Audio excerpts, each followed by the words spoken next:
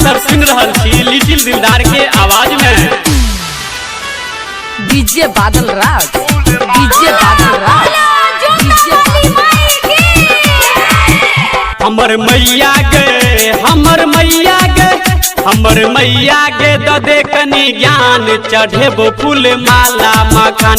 हमर मैया गे ददे कनी ज्ञान चढ़ेबो फूल माला मखान। हमर मैया गे, हमर मैया, हमर मैया गे, हमर मैया, हमर मैया गे ददे कनी ज्ञान चढ़ेबो फूल माला मखान। हमर मैया गे ददे कनी ज्ञान चढ़ेबो फूल माला मखान, चढ़ेबो फूल माला मखान। डीजे बादल राज, डीजे बादल राज, डीजे बादल राज। आरके रिकॉर्डिंग स्टूडियो बहेरा।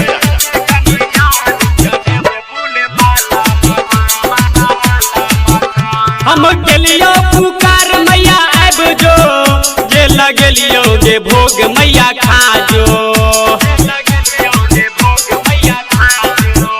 हम गेलियो पुकार मैया आब जो, जे लगेलियो जे भोग मैया खाजो।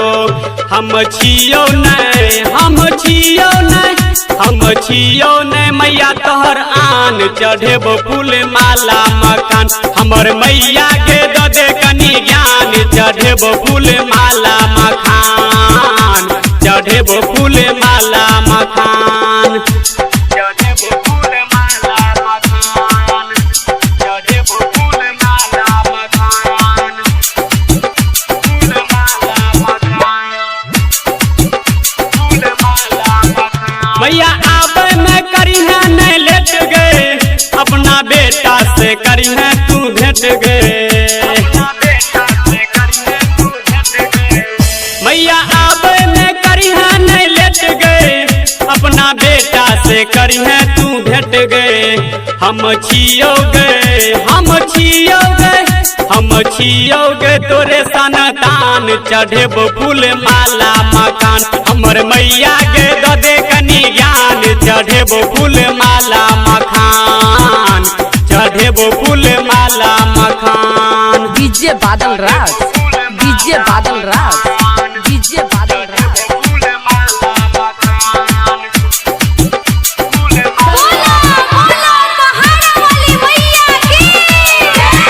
गीत गाबै छो लिटिल दिलदार गे, राइटर मुकेश करो पुकार गे। गीत गाबै छो जितिन दिलदार गे, राइटर मुकेश करो पुकार गे।